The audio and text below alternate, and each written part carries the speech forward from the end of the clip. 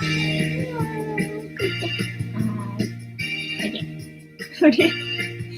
い、ババンババンバンバビバビバビバババンババンバンバビババンババンババンバンバビバビバビバババンババンバンバビバノの。はい、あなたの心に水を差す藤子さんでございます。本日もお付き合いよろしくお願いいたします。この番組はお休み前の約1時間、10時5分ぐらいから11時ぐらいまでの間、皆様と楽しい時間を共有して、いい夢見れるライブを目指しておりますので、皆様積極的に参加してくださいませ。で、番組の前半はこのように、にゃんこにカリカリを用意しておりますので、猫の姿がそこそこ楽しめると思いますので、猫目的で参加される方は、ぜひ番組の冒頭にスマホを握りしめ、パソコンの画面にかぶりつき、息も止めて瞬きもせず、ご視聴いただくことをお勧めしておりますよ。そしてそのままくたばらないようにご注意くださいませ。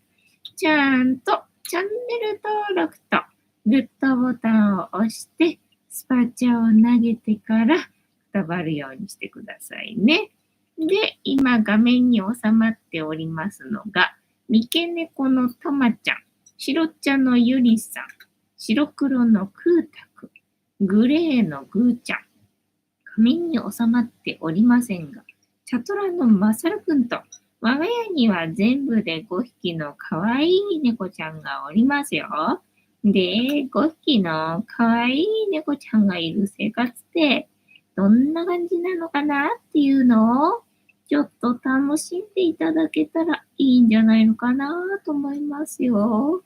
で、猫のことをもうちょっと詳しく知りたいなと思われる方は、概要欄のところに猫紹介してありますので、そちらを読んでいただけたらいいんじゃないのかなと思いますよ。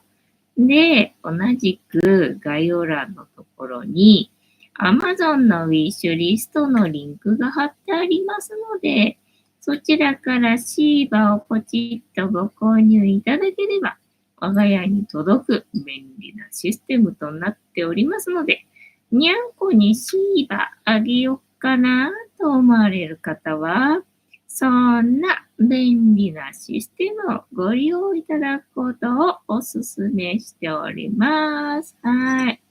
今日もね、カリカリだけだから、まちゃはあっちの部屋に行ったっきり戻ってこねえな。はい。ピヨンさん、久しぶりに現場からピヨンです。藤子さんは今、猫ちゃんの、クソ処理で走り回っております。正解。越後製菓。ピヨンさん、引き続き現場からピヨンです。現場ってどこやねんってツッコミ歓迎です。ウェルカム。ピヨンさん、ピヨンはね、皆さんと同じく藤子さんが大好きなのです。泣く。ピヨンさん、藤子さんと猫ちゃんたちがワクワク過ごせたら何よりだわね。そうだわね。私は何のためこんなこと言うとるんやろ、まちゃ来たぞ。というわけで、一日以降、猫に関してのお話もしませんので、これから皆様と一緒に乾杯しようと思いますので、お付き合いよろしくお願いいたします。で、乾杯の時に、ジャスティースって言います。で、なんでジャスティースって言うと、あちらにいるうさ耳をつけていて、ポインセチアを持っている黒い観音様がこの番組のチーママでございまして、名前をたけしと言いますよ。で、たけしの言葉で乾杯のことをジャスティースって言いますので、一緒に言っていただけると嬉しいです。へい、では、いきますよ。せーの。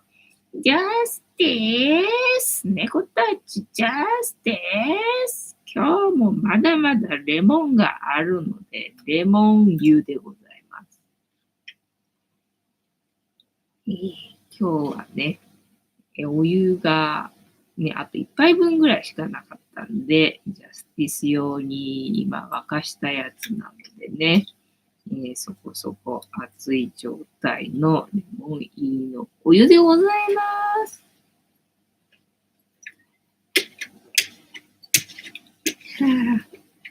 お気に入りさん、ジャスティス。うちこさん、ぴょんさん、こんばんは。ボンソワ。本日もお付き合いよろしくお願いいたします。ぴょんさん、ジャスティス。明日、私は旅に出ます。あなたの知らない人と二人でバイカリュードって悲しい歌よね。おきにさん、レモンでジャスティス爽やか。はい。なんだっけ、明星違ったっけ、明星じゃなかったっけ。ね、見たことがないから知らないんだけどな。で、なんだで、なんだ今日は、天気悪かったんだよな。天気悪かったんだけど、午後ぐらいに晴れてきたんだっけ。で、天気悪かったから今日は何もする気がなかったんだけど、まあ、この前買ってきた布でね、国丈作ろうと思ったんだよね。で、作業始めようと思ったら晴れてきたんで、よかったよと思って、で、まあ、作業するのには寒いとちょっと嫌だからと思って、で、エアコンつけたんだけど、晴れてきたんでね、なんかちょっと微妙な感じだったんで、エアコン止めて、で、フニタケだけね、作ろうと思ったんだけど、なんかちょうどフニータ作ってもね、なんか可愛い感じがするから、いいや、フニータも作っちゃえみたいな感じでね、結局6個分っていうのかな、フニータとフニータケ合わせてね、縫ったんだよね。綿はまだ入れてないんで、完成はしてないんだけどさ、布を縫って。そしたらね、とうとうミシンがな、なんかやる前に、このミシンもな、だいぶ経ってっからな、これ壊れたりとかしたらどうしたらいいんだろうと思ってたらね、そんなん思ってたら壊れたよね。これダメだな、やばい、どうしようと思って。ね、自分修理できないからなと思って。多分これ修理するよりもね、新しく買った方のがね、いいと思うんだよねっていう感じなんだよね。ただ、ストップしたりとか、あとは、縫い始めるとかっていうボタンがあるんだけど、だからそこは常にさ、操作する場所なわけじゃんか。そこがもうね、反応しなくなっちゃったっていうのかな。だから縫い始めたらずっと止まってくれないで縫い続けちゃうし。で、縫い始めてほしいのに全然ね、縫い始めてくれないしっていうので、こりゃダメだと思って、で、まあ、それでどうしようもないなっていう状態になったのが最後のね、フニータ1匹分だったんで、だましなんとかね、縫ったんだけど、いや、ここちょっとこの調子じゃダメだね、と思ってね。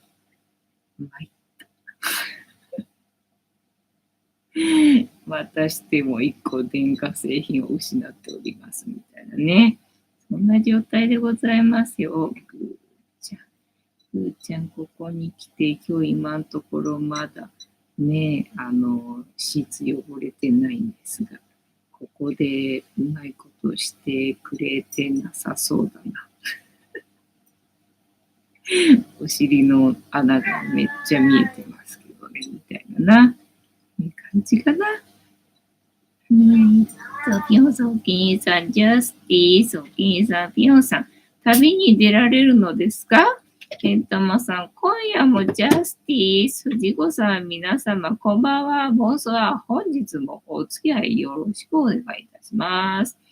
お気に入りさん、テンタマさん、こんばんは。テンタマさん、お気に入りさん、ピョンさん、こんばんは。お気に入りさん、ミシンがないと大変に困りまするよね。そうなの。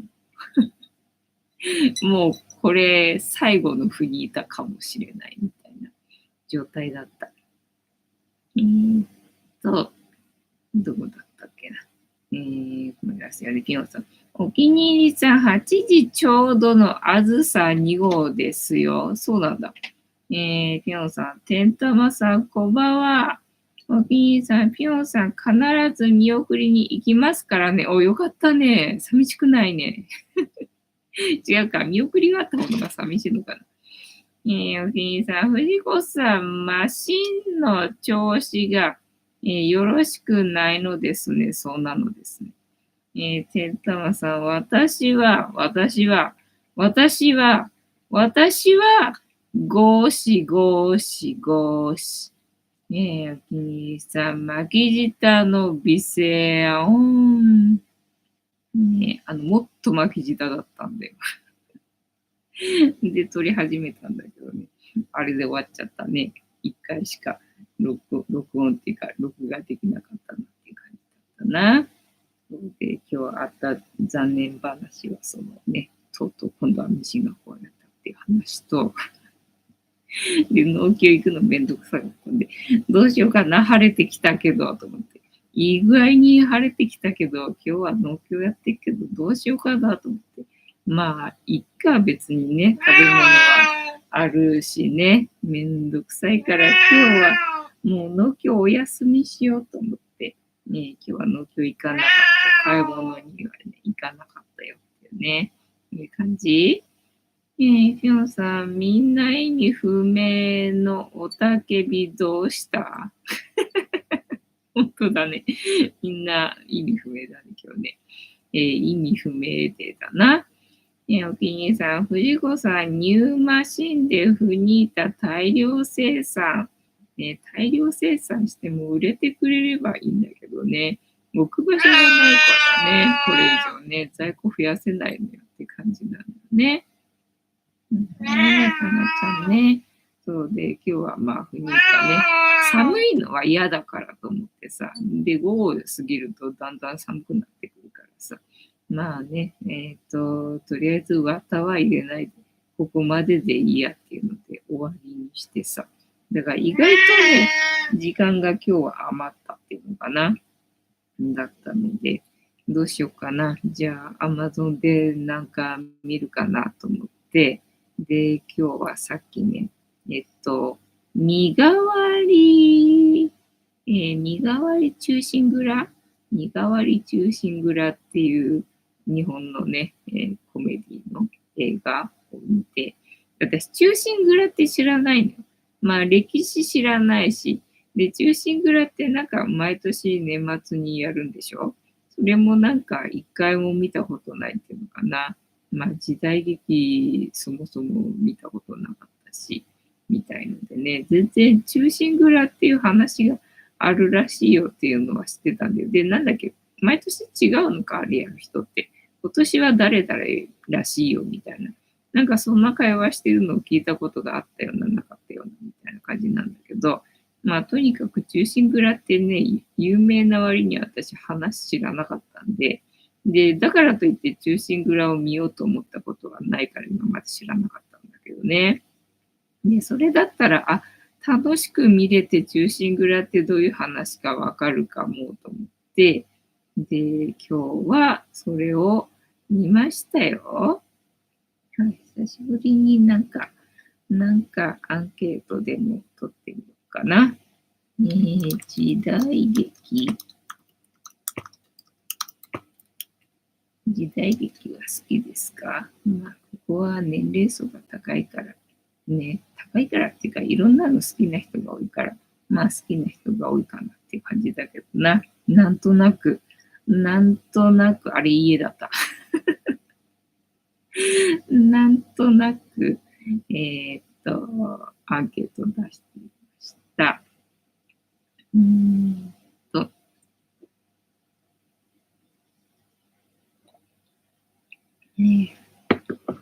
3。ピョンさん、北ウィングじゃなくて、あずさ2号は上野ですね。そうだね。てったまさん、さんまさんのあずさ2号ネタで、私は、ゴーシ、ゴーシ、ゴーシって、あったじゃないですか。知らない。そうなの？キーさん、てんたまさん、ちょっとわかりません。忠臣蔵は見たことがありません。他にもいて、私の他にもな。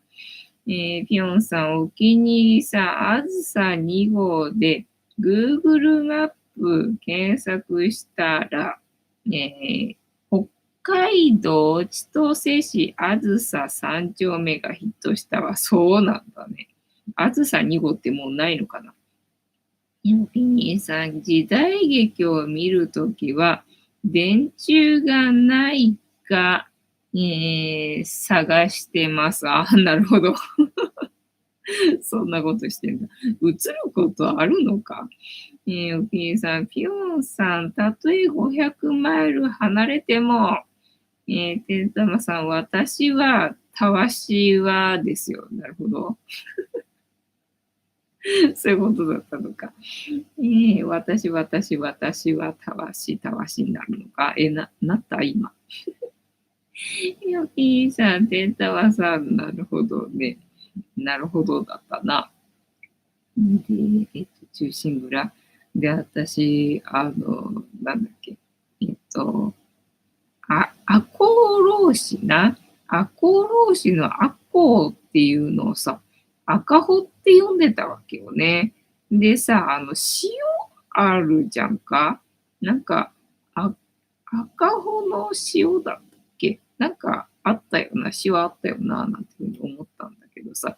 で、やっぱり塩の下りが出てきたんで、で、そうだよね、と思ったんだけどさ。ね、赤穂って読むらしくって。で、赤穂浪士だったらしいんだな。そうか。今まで知らなかったみたいなね。赤穂の塩だと思ってたけどね。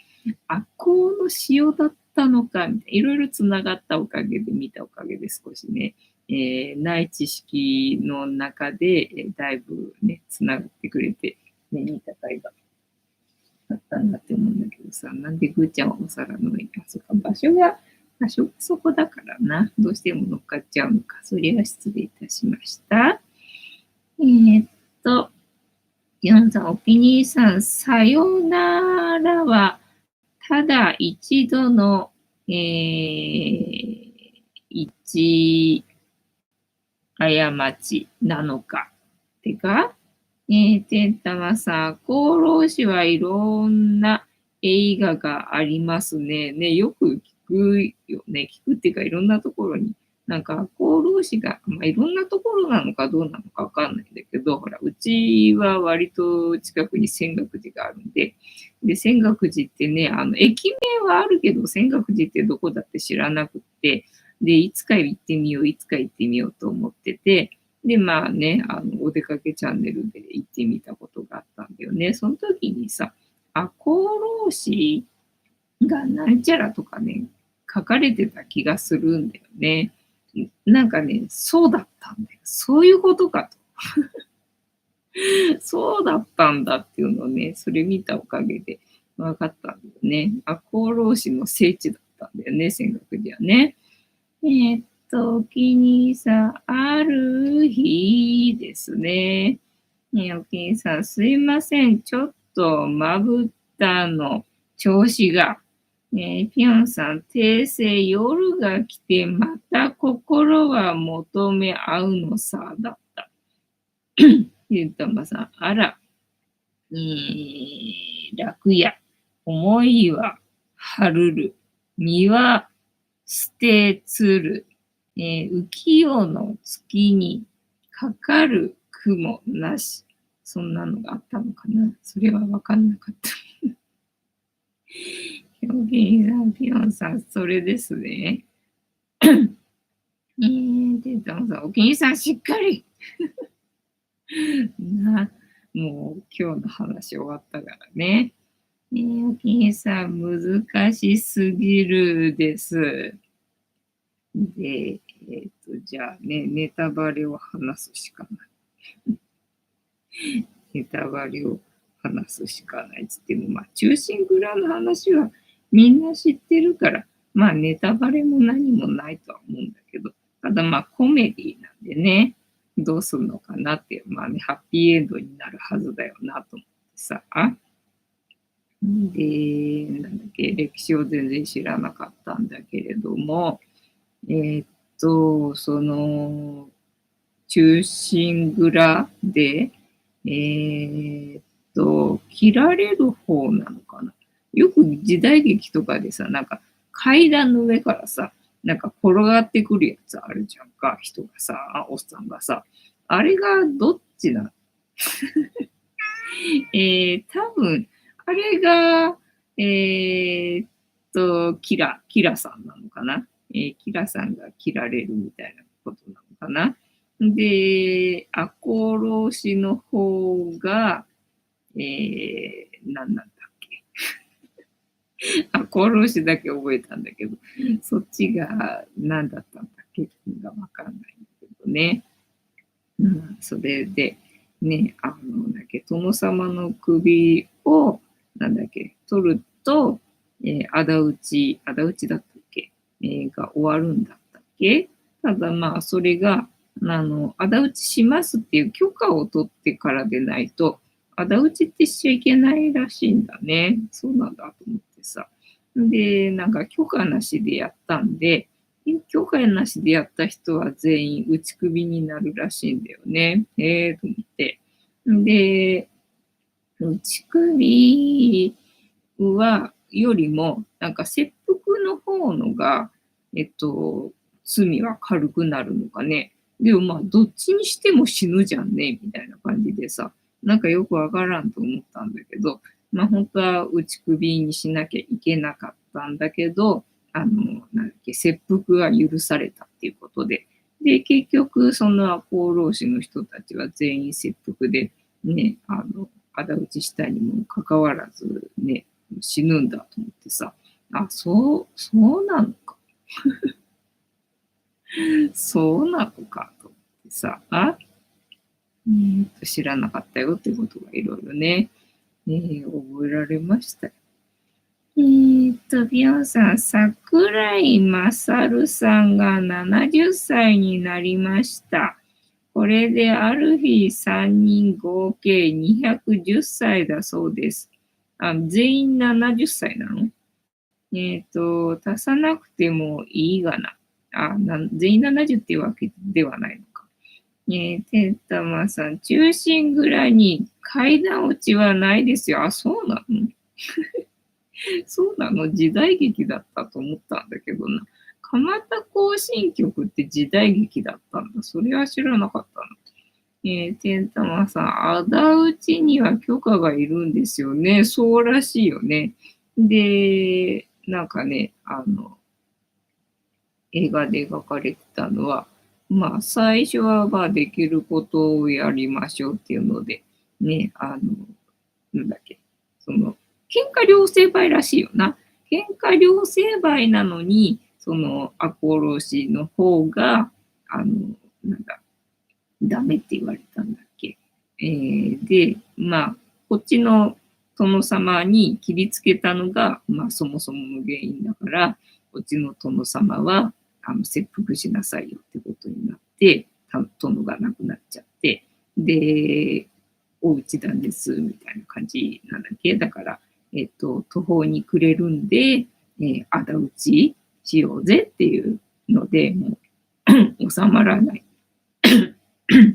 だけど、まあ、命が大事だから、最初はまあ、ね、喧嘩両成敗なんで、こっちもね、お家断絶にしてくれよって、ね、お願いしてたんだけど、まあ、それが叶わなかったんで、じゃあもうね、許可なしで、仇討ちじゃっていうことになって、で、仇討ちに行くんだよね。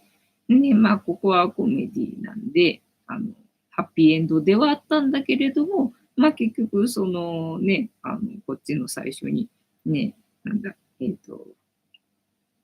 ダメって言われた方が全員ね、切腹で死ななきゃならなくなって、ね、結局ダメじゃんね、みたいな感じ。でね、なんかその位の高い、もうちょっと位の高い人たちだと、まあ、実家に帰って養ってもらうとか、なんかそういうこともできるらしいんだけど、なんか位が低いとそれも叶わないらしいんだよね。だからもうあと残された道がなんか仇討ちしかないみたいな、そういうことらしいんだよ。へえとへえと思って、だからまあね、今こうやって現代でね、何不自由なく生きてるからさ、そんなもんかいみたいに思ってしまうけど、なんとかしてなんかできる道あるんじゃないのって思うんだけど、と思いつつな、まあ、余裕があるから多分そういう考え方をするだけであって、実際ね、余裕なかったらまあそうなっちゃうのかな、みたいなのはあるよね。天束さん。なので、仕事人が必要なんですよ。あ、そうなのね。仕事人。お気に入りさん。仇討ちが許可されると、その方は一生かけて仇討ちの旅に出ますよね。そうなんだよね。まあ、あと死ぬしかないみたいな感じだからさ。ありがたい法令ですね。天様さん、仇討ちの相手がそれなりの権力者なら許可が下りないのです。ああ、そういうことなのか。ね、まあでもそもそもがその喧嘩両成敗にしなきゃいけなかったところをやらなかったのが悪かったからっていうので、打ち首は免れて切腹が許された。何結局死ぬんかいみたいなのがね、そうなんだ、みたいなね、なんかそういうの知らなかったからさ、まあ、一つ覚えられたなっていうね、感じだったよね。じゃあ、どうしよっか。あとは、70歳といえばね、米農家が約70歳なんだよね。まあ、米農家に限らずだと思うけどさ、まあ、農家さんの平均年齢が約70歳なんでしょ。そう考えるともうさ、どう考えてもさ、あと5年ぐらいで米なくなるよねっていうね、感じだよな。で、今もうすでに米ないらしいじゃんか。でね、輸入米が即売り切れたとか言うからさ、そんなに米ないのっていう感じだもんね。で、こうやって輸入米がさ、一般的になると、それこそやっぱり日本の農家はね、やめちゃうよねっていうので、日本から米がなくなるのも時間の問題だっていう感じに今なってるらしいな。キニさん、藤子さん、3月21日は、猫ちゃんたちのハッピーバースデーでしたよね。そうなんだよ。つい忘れちゃってさ、毎年。ほんとごめんなさいって感じだったんだよね。もうほんと、近くになったら言ってください。忘れないようにね。テッタはさ、そうなると、日本人の金銭に触れる、特攻精神しかないのです。その仇討ちの相手がそれなりの権力者だと、許可が下りないから、特攻精神な、もう、行くぜっていう感じだったよな。ね、お気に入りさん、3月20日から、雅樹園の百段階段で、猫をテーマにしたイベントを予定しておりますよ。一人で行くより複数で行くと割安です。そうですね。なんか百段階段ね、いろいろやってるみたいだね。猫ね、もう目黒雅樹園ですら、ね、猫を取り入れないともう客を引くことができないのかね。もう今あれじゃインバウンドがオーバーツーリズムで、みたいなネタがなんか今日結構あったんで、それを、聞きながら国田作りやってたけどな。なんだっけ、皇族の関係の人、名前忘れたけど、で、YouTuber の人いるじゃんか。で、それを聞いたりとか、あとはまあ、三橋さんは別にオーバーツーリズムの話じゃなかったっけな、みたいな感じだったけど、まあ、その皇族系の人の YouTuber の人かなが、ね、もうオーバーツーリズムで、なんかコロナの時にさ、自粛とかってなった時に、なんかね、旅行に行きまくったんだって。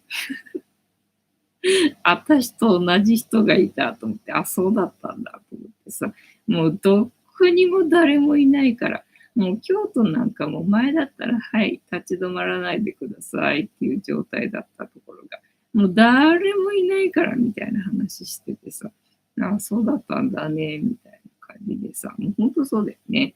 で、まあほら、誰にも会わないから、もう人と接することがないから、全然ね、移りようがないよ、こんなの、なんていうふうに言ってて、そうだよね、みたいなね、状態だったね。ケイさん、すごいさすが藤子さん、よくご存知ですね。なんかひな人形、ひな祭りのイベントをよくやってたんだよね。百段階段で、ひな人形を飾るってことをやってたんだよな。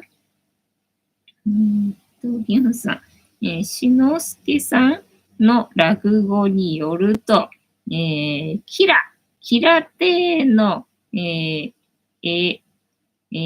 図面が手に入らないと、打ち入りできないって、でも、金上門は、打ち入りしたくなかったから、それを嫌がってたってね。あ、じゃあそれもコメディっていうわけじゃなくて、本当にそういう感じだったのか。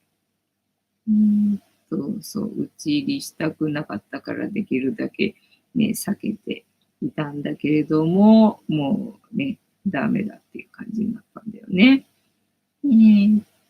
テタさん、ピョンさん、落語に精通されてる説、そうだね。ね、落語に精通されてる説だね。私はまんじゅう怖いしか知らんけど。まんじゅう怖いしか知らんけどな。で、あとは何の話だっけ。と、キラ。あだうち。何の話だ ?70 歳。あ、オーバーツーリズムの話してたのか。でね、移りようがないと。で、今はもうどこに行ってもね、外国人ばっかりで、日本人のあれか、旅行離れっていう話をしてたのか。旅行離れで、国内旅行がとかって言ってるけど、海外すらも出かけてないって。そりゃそうだよねって、そうだよ。そりゃそうだよねっていうね、話をしてただけだったね。まあ、切り抜きチャンネルだったらしいけど、みたいな感じだったかな。そんなのちょっと今日は、聞いたよっていう感じかな。で、あと、あれか。三橋さんのだと、日本人がアメリカに勝てない、勝てない理由みたいので、日本人は戦いが嫌いなんだよって言うと、そうだよね。そうだよね、みたいな。だから、侍、武士侍っていう職業の人は、その戦いが仕事だから、武士同士ではそうやってさ、戦うけど、それ以外の職業の人は全く関係がないから、もうね、変な話、逆高みの見物っていうのなんか海外、ね、よその、王様は、まあ、ね、貧乏人に戦わせて、で、それで掛け事して楽しむみたいなことをしてたけど、日本の場合は逆で、だから庶民の方のが上っていうのなので、あ、なんかやってるね、みたいな、なんか見せ物的な感じで、ね、なんか、扱われてたっていうのでさ。そうだよね、みたいな。だからね、日本人は、争い事がね、好きじゃないから、だからもうめんどくさくなっちゃうんだよねっていう。なんかあんまり長い戦いに耐えられないと。で、よその国はもうずっと戦いの歴史だからね、もう永遠にずっと戦ってきたと。だからどんなに時間がかかろうが、戦い続けることができるんだけど、日本人はまあそうはいかないから、だから勝てないみたいなね、話で、納得みたいな感じだったんだよね。と、手沢さん、時代劇の仇討ち映画なら、三池監督の13人の刺客が一番よくできてると思います。あ、そうなんだ。なんかそれも確か Amazon プライムになんか昨日だかいつだか載ってた気がしたけど、今日見かけなかったな。ピョンさん、てったまさん。10ゲームです。5校のすり切れ。ピョンさん、後藤の振り逃げ、バイナイツ。ナイツ面白いよね。頭いいんだよね。キニーさん、長介。なんだっけ、なんとかかんとかの長介さんだったっけ。弟が幼稚園の時にやってたんだよ、それ。だったら知らなくって、そのジュゲムの話をさ。でね、幼稚園の劇でやってて、で、見たんだよな、確かな。それで、そういう話があるっていうのを知ってさ、子供の名前なんだよね。子供が生まれたんで、まあね、いい名前をつけようと思って、で、なんだっけ、お坊さんだかなんかにつけてもらってたのか、昔って。で、なんか相談に行ったら、そのね、縁起がいいとされる名前を全部つなげて、やたら長い名前になって、で、長い、名前を呼ばれるたびに、その長い名前を呼ばなきゃならないんでっていうのお笑いだったよな、確かね。それを見て、あ、なるほど、と。ずいぶん渋い劇をやってんなと思ってね、ちょっとびっくりしました。ナイツ花は最高ですね。面白いよね。ね、ケンさん、訂正。長介でした。なるほど。ね、怒りは長介だね。ピアンさん、肛門見えても最高です。肛門見えてなんていうネタもあったのかな。何があったかな。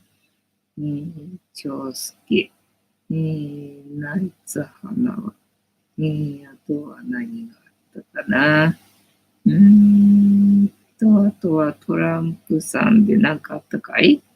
おきにさん、夫がトイレに入っているときに、妻が言いました。肛門見ていい？おきにさん、いいかも。いいのか。まだ出るのかな、ゆりたんは。今、ボロンって言わなかったねえ、このライブ前にうんこ拾ったけど、すると。まだ出るんか結構、意外と食べてんだよな。うんこの量見るとな。さ、妻、水戸黄門のテレビ見る。さん、夫、まだ見ないの。なんか、ドリフのコントみたいな感じだな。あとは、何がありましたかね、今日はね。今日の夢だったかな。なんか割と最近夢見てる気がするんだけど、なんか昨日あたりの夢だったかな。なんかイチゴがでっかかったんで、なんかね、食べやすいように、切ったんだよ。すげえでっかいイチゴな。こんなイチゴ。こんなイチゴなんで、ね、8等分とかにさ、切ってあったわけよ。食べやすいようにで。で、しかも中になんかあんこみたいのが入ってるイチゴだったんだよね。で、後でね、食べれるようにと思って切っといたんだけど、なんか知んないけど、それを、一口で行きたくなったんだな。一口で行きたくなったんだけれども、切ってあるせいで、なかなか食べづらいんで、なんか苦労して一生懸命食べようとしている夢を見たなっていう。これはどういう意味があるんでしょうかみたいなね、感じの夢を見ましたね。トランプさん就任中に徹底してやりきるつもりですね。ああね、そんな意気込みらしいよな。でね、もうやっぱり就任式中にも何度もなんかさ、命狙われてたらしいじゃんか。当然のごとくな。なんかすごいなと思ってさ。キニーさん、ぜひ世界のためにガシガシやってほしいですね。ペンタナさん、あんまりされるのも厭わない覚悟を感じますね。だから日本も政治家をやるんだったら、そんくらいの覚悟がなきゃダメでしょ、みたいな話だったな。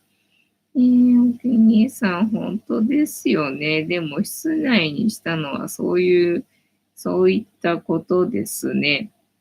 観察は罰、そうそう。なんかね、最初は屋外だったらしいじゃんか。でね、なんか寒すぎるから屋内にしましょうっていう理由で屋内にしたけど、まあね、外だとどこから狙われてるかわかんないからね、まあ限定するっていう感じで屋内にしたんでしょうね、そりゃ、みたいなね、感じだよな。あとなんかありますかね。あとなんかあるかな。あとは何があったっけな。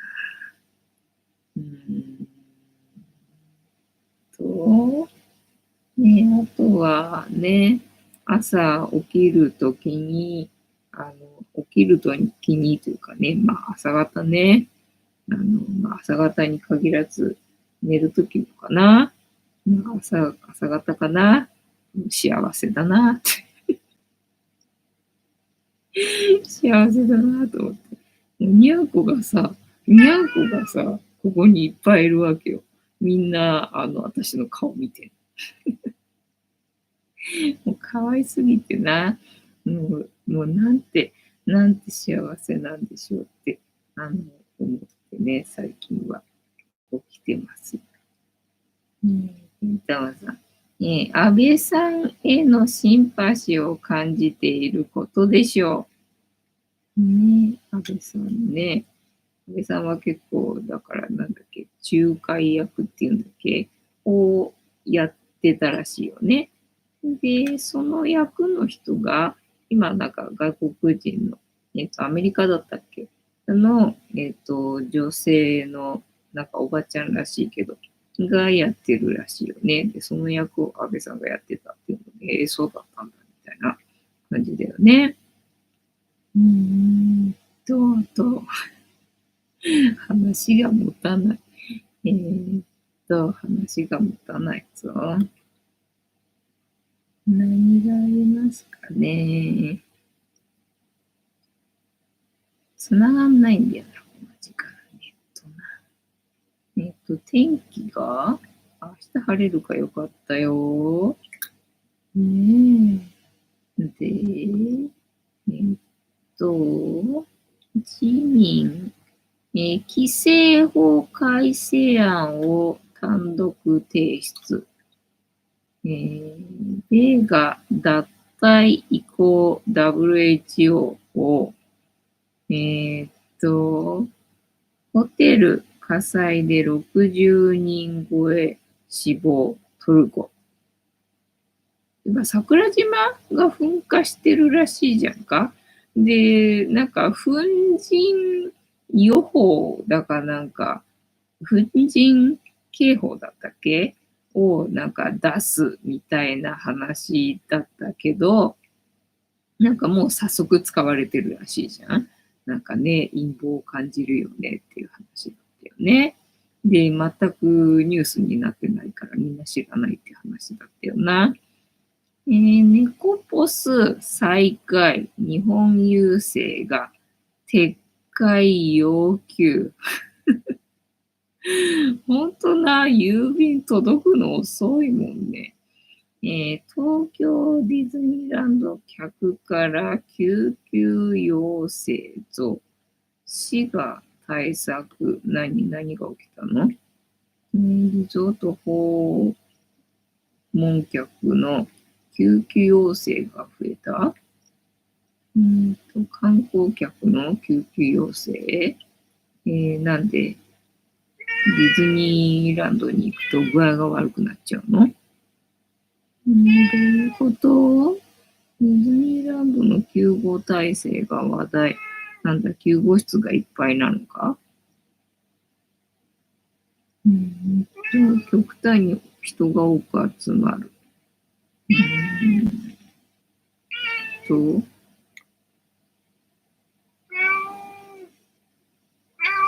防出張所がなかった。あ、そうなんだ。じゃあ出動できなかったっていうことなんだ。なるほど。で、男女産分け法、医師語る現実、そんなのできるんですか？医師が語る現実、経流流産を経験した。男女産分け法、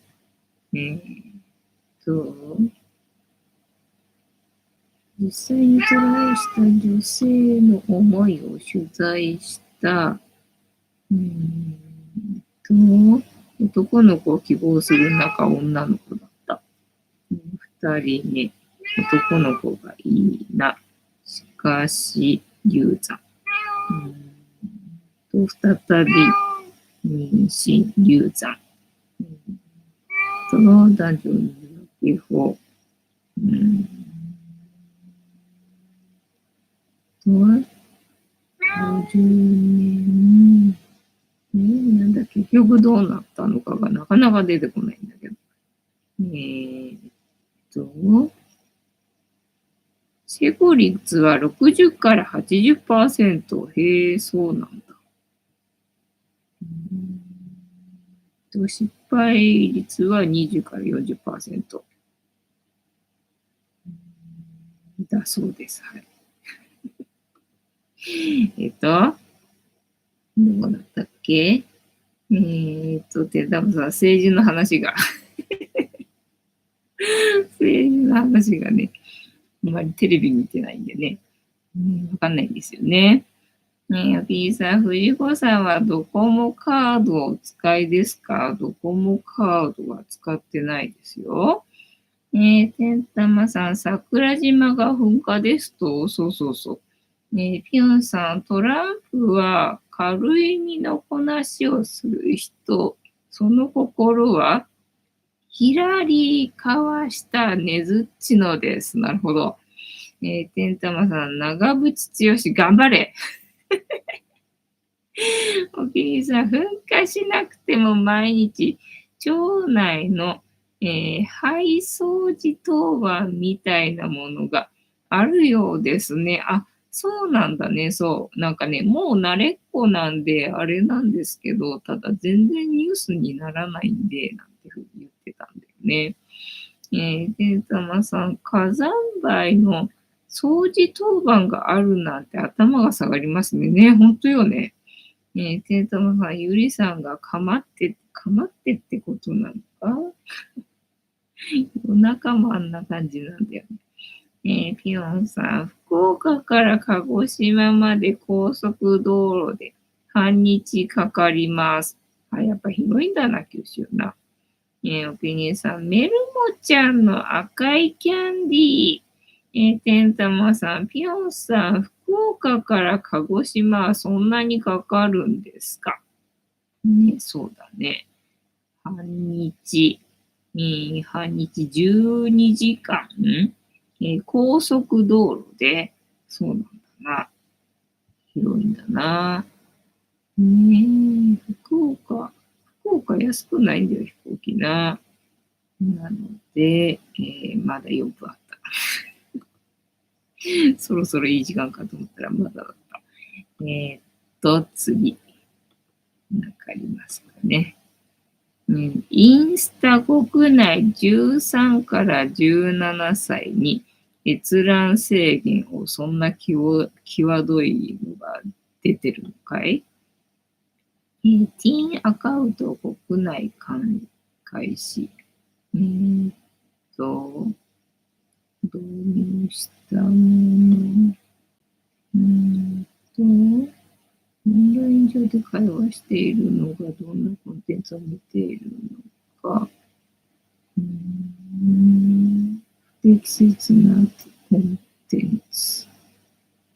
利用制限。なるほどな。いじめ対策。DM リクエスト。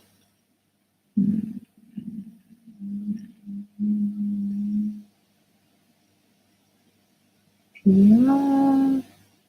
レンタルコード。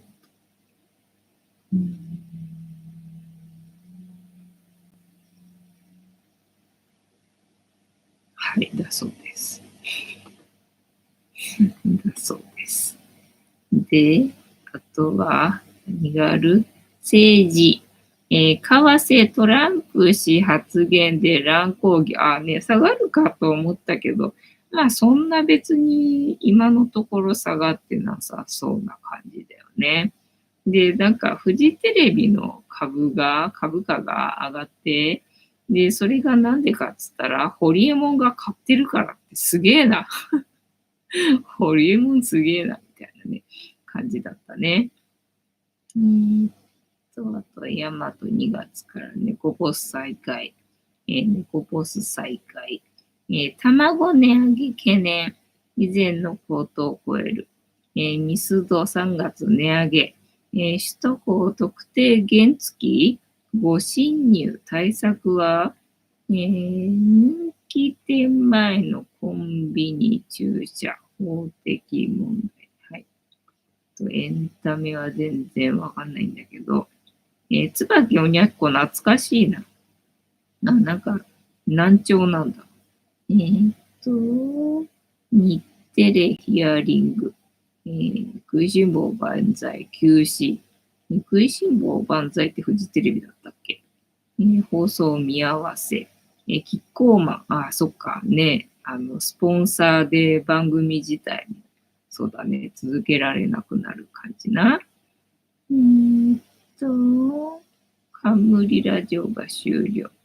伊藤舞子4月から大学教授すげえな。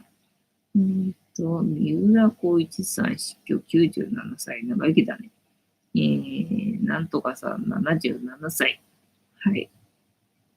スポーツ、はわからない。首相とトランプ氏、信頼構築が、争点。はい。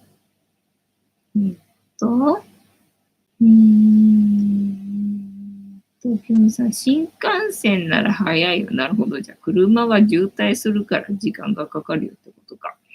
テンタムさん、福岡組と藤子さんのコラボ動画期待しています。お気に入りさん、九州は広いから関東の感覚では考えられないですね。ねえ、そんなでかいんだって感じだね。てんたまさん、福岡組は資金力ありますからね。お気に入りさん、仲良し男子伸びてます。なんでだろうね。最初全然伸びなかったのにね。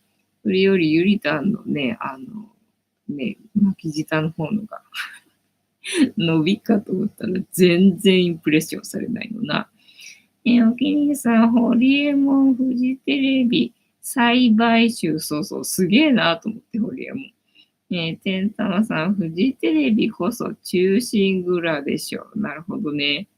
ピヨンさん、藤子さん何見てんの？ヤフーニュースを見ておりました。というわけで、本日も竹縄ではございますが、いいお時間になってまいりましたので、そろそろお開きにさせていただきまして、この言葉をみんなで一緒に3回言いますので、お付き合いよろしくお願いいたします。みんなの波動が上がれば、世界の波動も上がる。地球のために言うぞ。はーい。アファメーションタイム。では、いきますよ。せーの。よかった。よかった。